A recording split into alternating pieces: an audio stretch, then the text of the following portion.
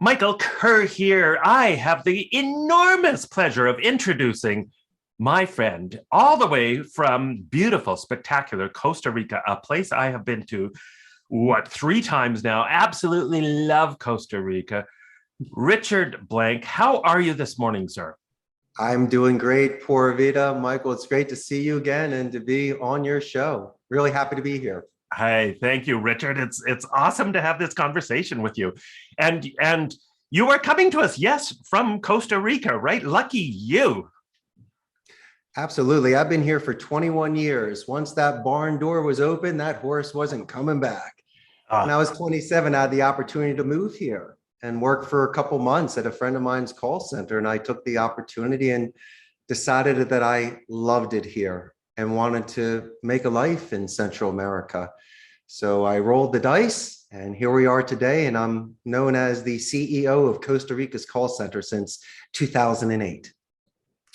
and you rolled the dice and it clearly came up sevens, right? Because that's a pretty amazing transition you've made there. And tell everybody, for those folks who have not had the good fortune of visiting Costa Rica yet, what is Pura Vida embody? What does it embrace? It translates to pure life. It's about enjoying life to the fullest.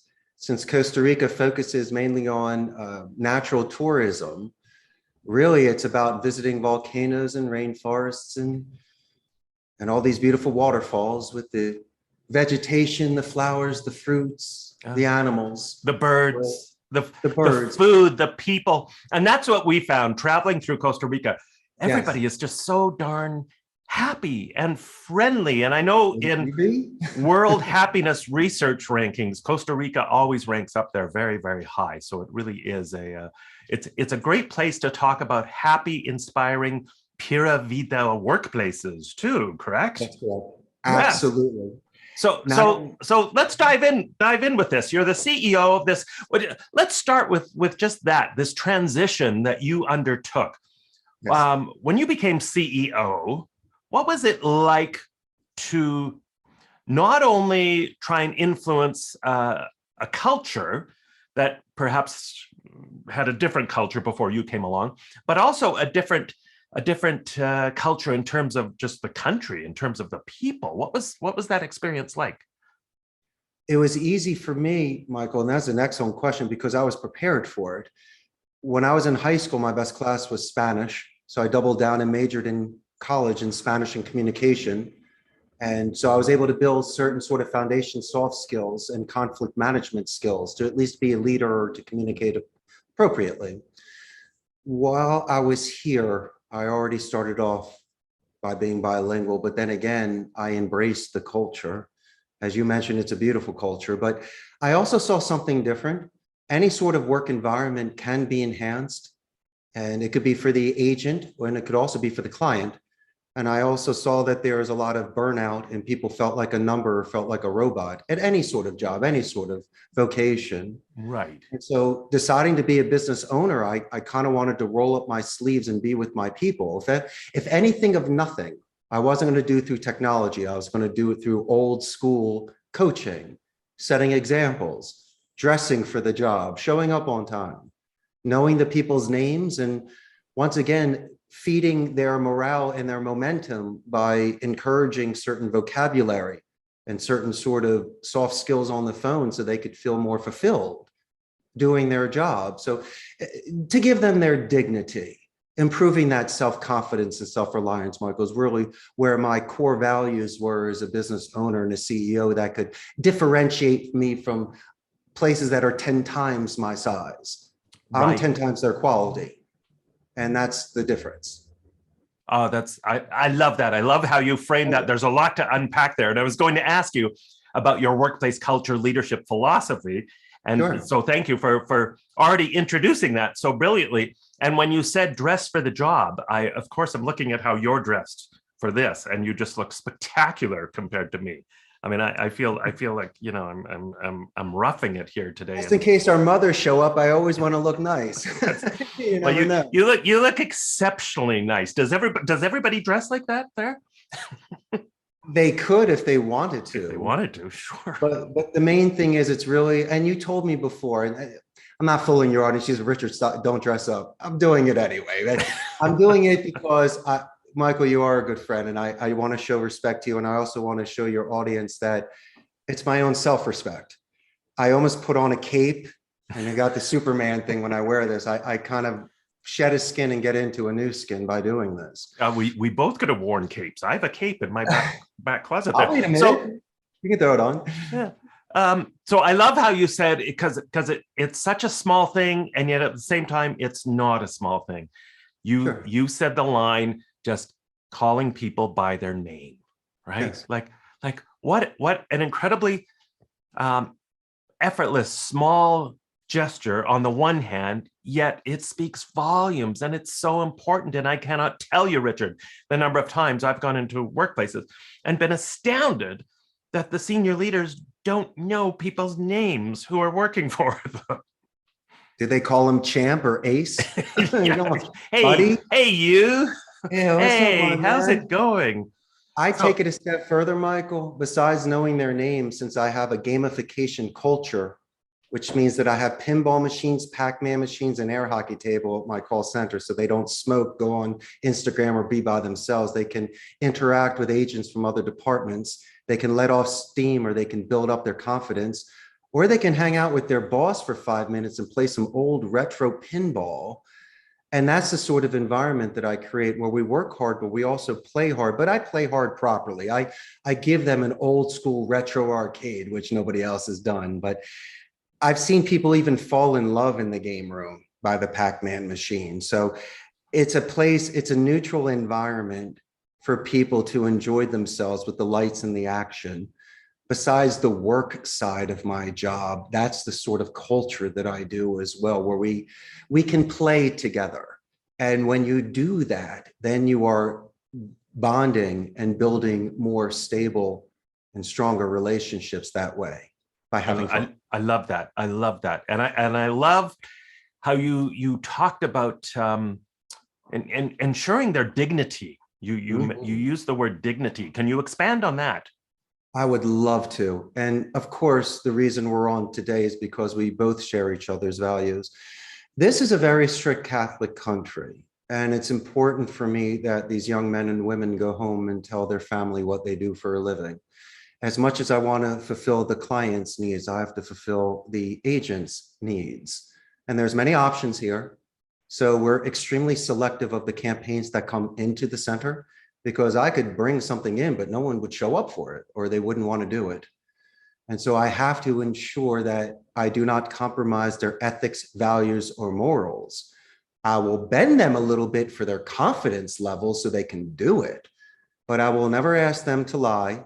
I will properly prepare them for the script and the rebuttals and how to use the system so they're not guessing, or I reduce any sort of fear that they may have.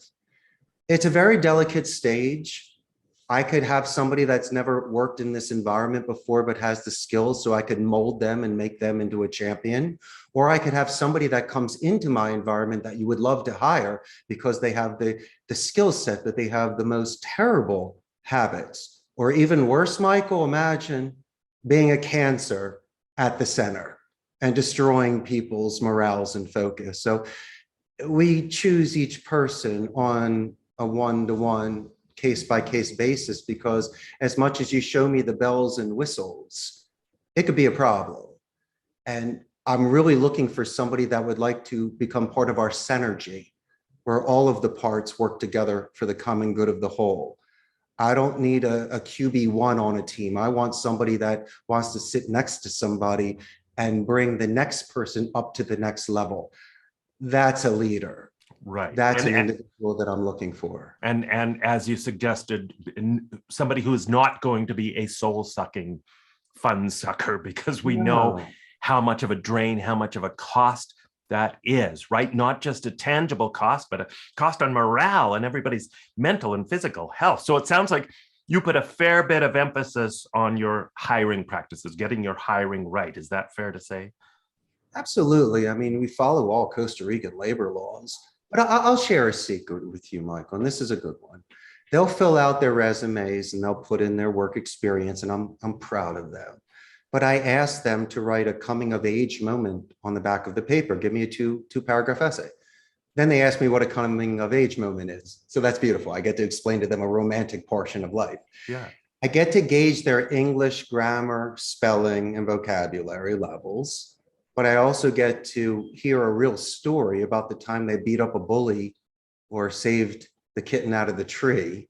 And I do it for two reasons: to see the depth of their character, and also when it's a rainy Wednesday and they're not feeling very good about themselves, I can walk the roads and remind them of the moment when it was the darkest or the most difficult and they overcame it before. And so it's not a manipulation, it's an encouragement. You shared the story with me. This was your coming of age moment. Right. So why can't we reconnect into the time when you were the champ?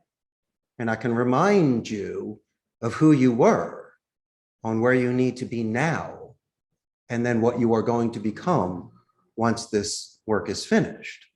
And so if they can recharge their batteries in my environment where they spend more time with us than they do their own families, then maybe, just maybe, Michael, they can go out and leave the office recharged and conquer any sort of personal challenges that they may have outside of the office, which will then come back to the circle again of affecting their work in the office. So at least, my friend, I'm doing my part for their 8 hours that they're with me. The moment they walk into my office, I'm accountable for them.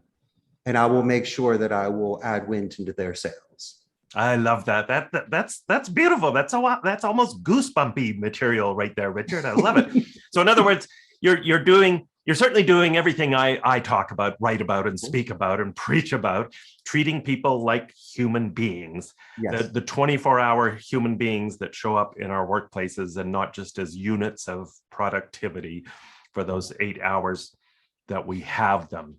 And I love that getting them to tell that story like that. I forget what company it is. I'm trying to remember the company, but there's one where the new employees get a letter, and they frame the letter, and it's written by their senior manager, a handwritten letter explaining why they hired them, why they chose them, and they frame that and put that in their office as a reminder evermore. So I love that. Now,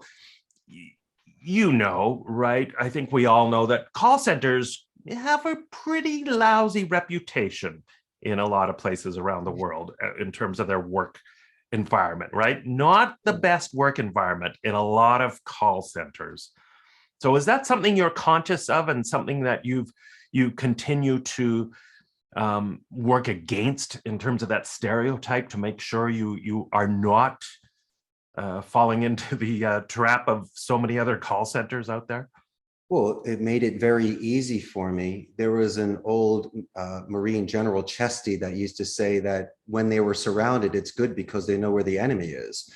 The fact that these individuals are making so many mistakes and so many errors, it allows me to know what not to do. And besides learning the technical side, financial side, or the ramping up with the equipment building side, working in the call center for my first 4 years, I was able to understand the agent side, the proletariat, the gripes, the ups and the downs.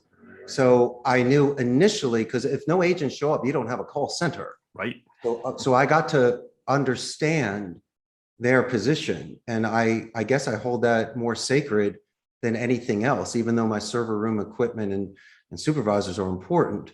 It's really about the people. But I also believe that there's multiple ways to look at it, physiologically and psychologically. Psychologically, a lot of call centers do sports books, casino stocks, pharmacies, or sweepstakes. I don't do that. I could, but I wasn't raised to earn a dollar in a certain way. And so it's just something I just didn't feel personally comfortable with.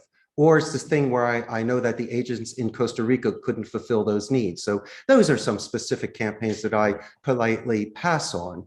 So that's the psychological side to it, the sort of campaigns that agents would be working. Physiological. I've seen boiler room movies, and it's exciting. It's fun when people are standing and pitching. And if you want me to, I can do that for you. But I always believe in natural lighting. Make sure that the air is fresh. and that you have vaulted ceilings if you can, so you don't feel cramped, that the agents have all of their equipment that are up to speed and ready, that they have their resources, that they are quality assured, where they're being coached consistently, because fear, Michael, is the morbid anticipation of something that hasn't happened yet. So if I can reduce that 15% of fear that they might have of the unknown and redirect that into sort of motivational language or any sort of inspirational energy, then you're catching that sort of momentum of the agent. So a lot of it is a mutual sort of reinforcement, where besides using big boards on the wall to write your numbers, it's not really that. You and I even said this, if you and I worked together at a call center, we'd be having lunch every day and high-fiving because Michael's the coolest. But you know perfectly well, Michael, you're on a phone call and I'm dialing for a moment, but I hear you in a groove. I might pause that call for a minute, because it's not like I'm not working. I am working. I'm giving you the energy, but Michael is cracking a code. And what you could be saying, I could be using on the next call. What's an extra 30 seconds if you're passing the baton to me? If you're looking at me winking and going, yeah, I got him. You're my man. And when I see that on the floor, those sort of connections between people, I don't look at your metrics. Don't make me 100 calls a day. Make me 89 calls a day, because you and Michael are passing information back and forth and your numbers are killing it. Forget the calls. I'm looking for conversions. And if you're doing some Lennon-McCartney magic, if you guys are high-fiving, if you're talking about a call afterwards, I'm leaving you. What do I need to do? Leave you. I'm leaving you alone. You're making it grow. That's your energy that you're doing. All I did was put you there to be able to do it. Right. So, and that speaks to the importance of being careful what you measure, right? Measure quality, not quantity. That ruins the mind. Yeah. They rush a call because they make that sort of, I tell them, it's almost like a painter. If you're commissioned or if you get to do it yourself, a lot of the times when you're free, you paint better.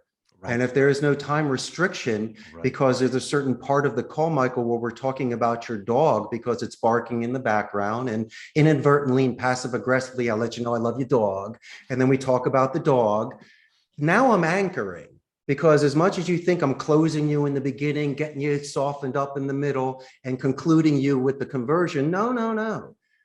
It's that moment when you ask me, excuse me, what is your name again? My name is Richard.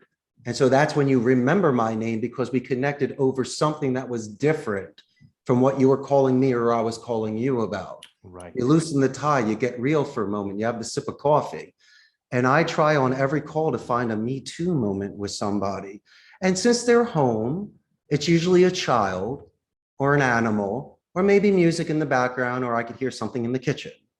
But those are the moments where if it's distracting or it catches my attention, I try to bond over something like that. It's literally a safe spot.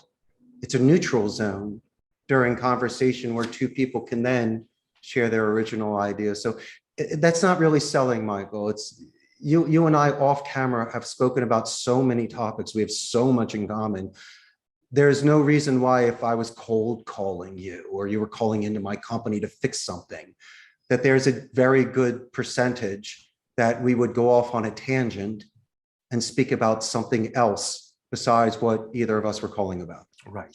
Right. It's about building a trust, right? It's about trust. It's about relationship building. It's about just connecting at a fundamentally human level. Now, Richard, did you use the phrase Me Too, but you used it, I think, in a different context than the hashtag Me Too movement, right? You were talking about it is a Me Too technique. I mean, you like Rush in Canada, Me Too. Me too. You like hockey. Me too. As in finding those commonalities between people. It's a Me Too commonality, but I do it in the sense of where if I'm calling a certain company, like if I was calling a pinball company, besides trying to pitch them on something, I'd be raving about my machines and I love the industry. And if you have a true, genuine passion for something, a lot of the times prior to even introducing myself, I will say the name of the company or their product in such a way that I almost say it better than the person answering the phone. Right. And then they ask if they want to hire me. But it's more of a positive escalation. I'm just jumping clouds of loving your company. Whoever answered the phone's the greatest. When I speak to the person, I'm going to let them know everything is amazing. And you're not going to get called out on that because I'm not angling you. You see a genuine interest in the person that answered the call and was very helpful to get through to your extension, or to give me more of your company culture, or to talk about a promotion or anniversary that I could celebrate with you. And so I'm very appreciative of those sort of contacts that I have and interactions.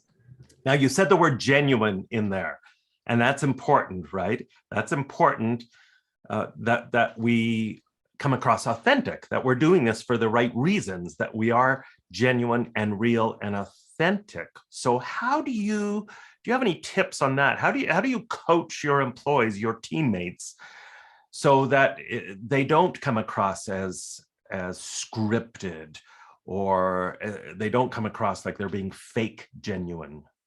What an excellent question from a man that's authentic as the day is long, Michael. I believe, I'll give you a visual. A lot of the times you're too well rehearsed. You know your lines too much. You become a print. You're not a painting anymore. You're not raw anymore. You're a character. You're just not in character. Mm. And so by having that experience of a dog, or you've traveled there like you have with Costa Rica, or even just being a mother with children and having that sort of relationship, that might ground you, that might balance you, that might focus you, that this is real. If you want to do your job, then make your calls. You can do it for 8 hours a day and grind it out, and you'll get your commissions and your numbers, but you'll never be an ace. You'll never be that person that gets the referral. You'll never get that person that calls back in and gives you a positive escalation to your boss by saying, Michael or Richard was undoubtedly one of the most professional or interesting individuals I've spoken to. It's not the money that you earn. It's the butterfly effect. It's the ripple effect. It's the fact that depending on the vertical that you're working on, you could be working at a law firm, for an example, and you're speaking with people in the most vulnerable times of their life when they're trying to reach an attorney. Instead of just trying to take their money and set them up for an appointment, sometimes you take an extra 5 minutes just to let them get it out, because I've heard that bartenders and strangers are sometimes the best psychiatrists. You can get it all out with any sort of repercussion or any sort of judgment. And by taking that sort of empathetic and compassionate tone, that, my friend, is being authentic. You and I could work on scripts all day long and we could be clever, but you're going to get caught. Yeah. But I think the extra follow-up question when you are listening more than speaking, or maybe if it's your time to talk, even if you're stuttering, repeating, but you're making your point, but it's in the most pure way, then I think you're a master communicator. And I think you've made your point. Mm-hmm. I love that. I love that. And I love that phrase. What was that phrase again, Richard? You said, in character, being. Oh, you could be a character. Be a character versus being in character. They're too well scripted. Watch the movies. God bless them. I mean, they know, they're so well rehearsed. Always be closing. Boiler Room and Glengarry, and they're very talented speakers, and I have nothing against their skill set. But mind you this, not everybody sells stock, or a lot of clients believe that that sort of Northeastern United States tone, assertiveness, vocabulary may not be appropriate for a Midwestern, Southern, or Western company. Because you were mentioning that there are different cultures, or even company cultures. And sometimes people's reputations are worth more than $1, and they would rather have a long-term client than just a one and done. Right. And so a lot of my clients, when they call me, they're expecting me to give them that sort of Porsche engine sort of turbo. But then I would make a suggestion by saying, I believe that where we're calling, it might be seem as a little too out of place for the sort of schools or organizations that might not be as receptive to that sort of tone. And so by being forthright with my clients and not being just a yes man. And I want you to win, and I love your business and I'm appreciative.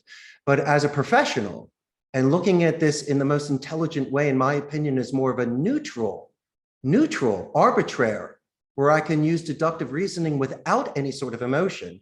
I may be able to be very candid with the client in regards to all of my experiences from all the other calls that I made, which by having me outside of their bubble and by not having a yes man in their office, I'm not afraid to lose their business, but I will not be able to feel comfortable ethically unless I'm able to share with them exactly how I feel about this or how the agents may perceive what you're asking for them to do.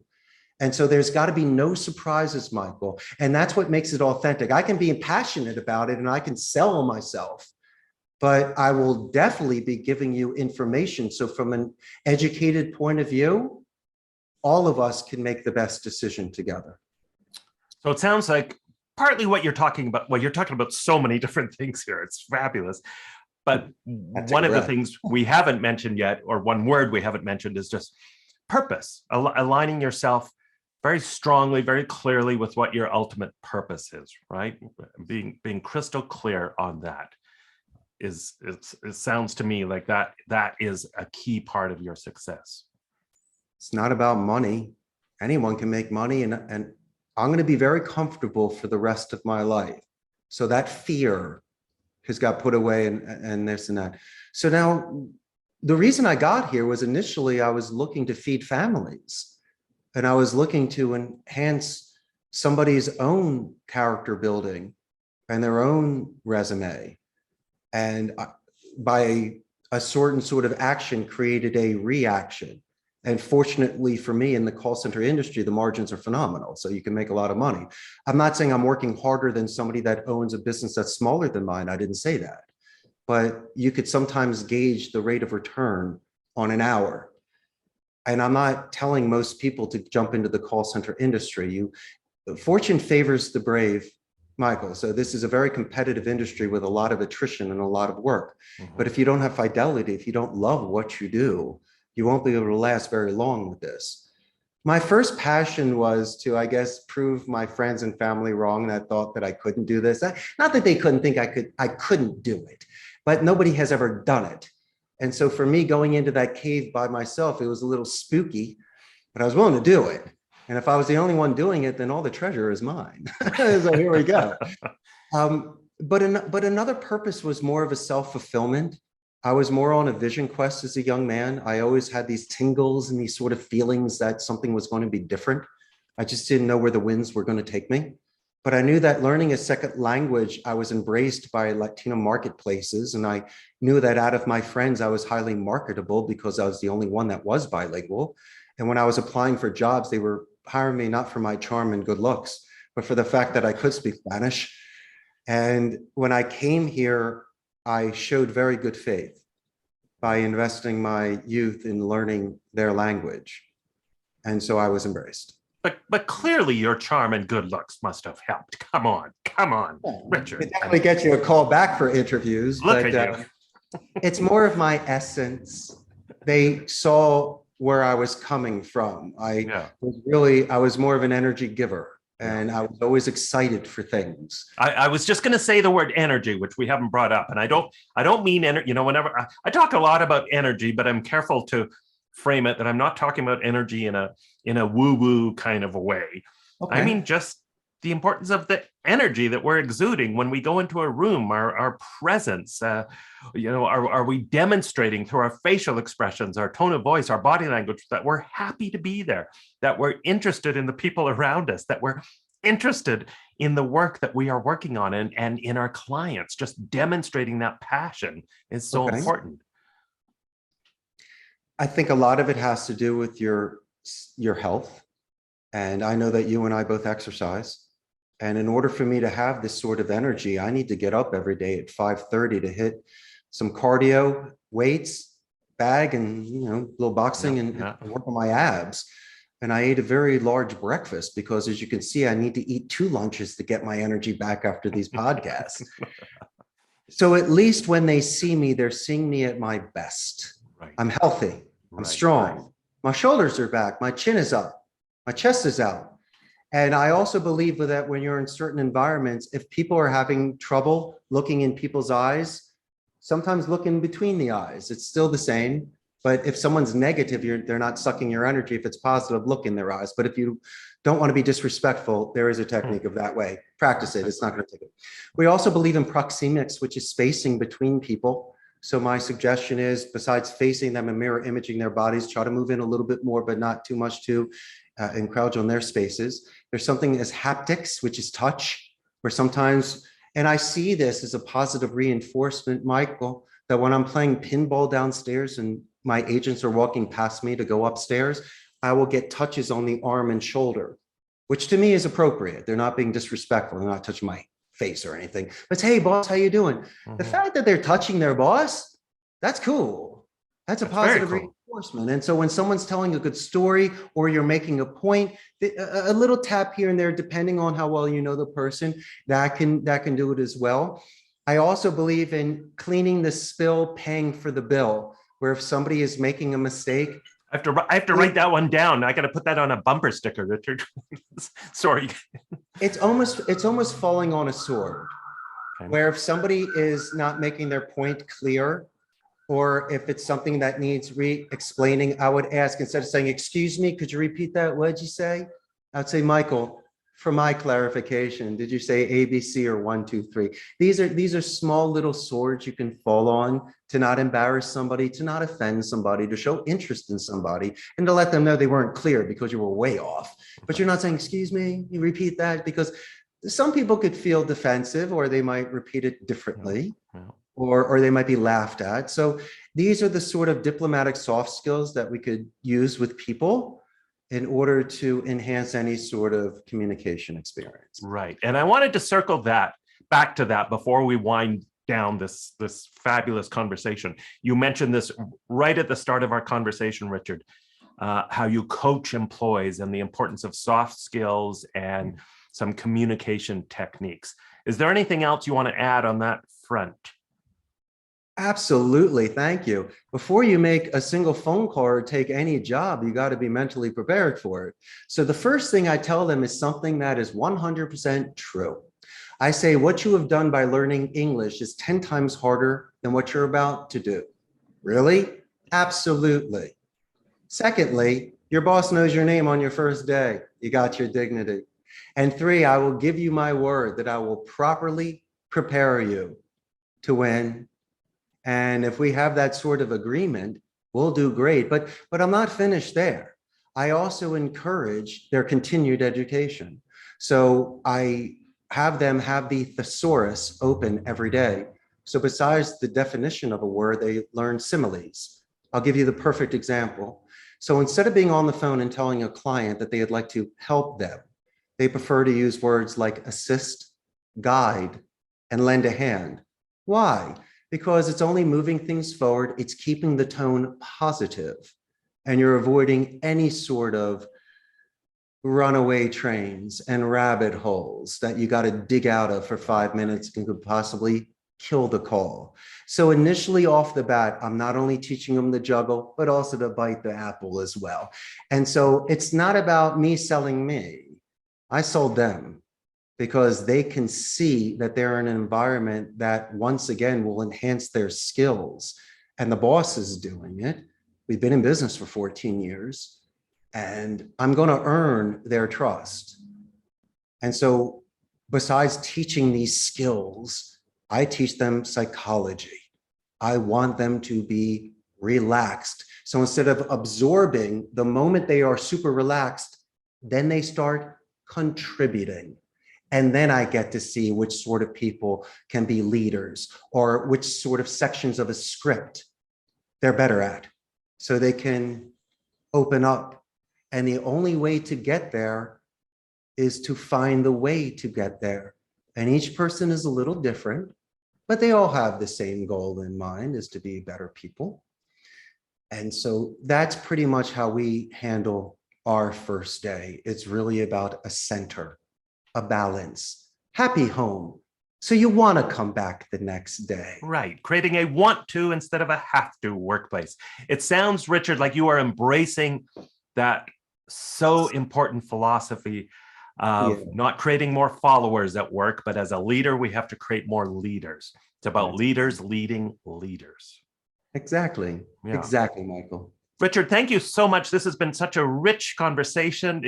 Just fascinating to hear your story, your transition to Costa Rica, all the incredibly cool stuff that you're doing, and how you think about work and workplace culture is fascinating. So thank you for your insights. Do you have any final words of wisdom for folks out there as in terms of being successful, being effective in their jobs, being effective in their workplace, or contributing to a positive workplace culture? What final words of wisdom do you have, Richard? Besides saying it, I'd love to show it. I am extremely appreciative of not only our budding friendship, Michael, but the fact of sharing time with you today. So what I'd like to share is being humble and being appreciative and being grateful and living in the now and enjoying your moment, because tomorrow, who knows? So if anything of nothing, and if this were my last day on this earth, I had an amazing time spending with you. And so if anybody can start their day off being relentlessly positive and just trying to shine, then don't be surprised if your life is not incredible and good things start happening. So I guess that would be my final thought for your amazing audience today. Absolutely love it. Thank you, Richard. It has been such a pleasure having this great conversation with you. Thank you so much. Be well. And of course, keep living the Pura Vida. I botched the big finale. Pura Vida lifestyle. Pura Vida lifestyle. Thank you. Pura Vida to everybody watching. Thank you, Richard. Thank you, Michael.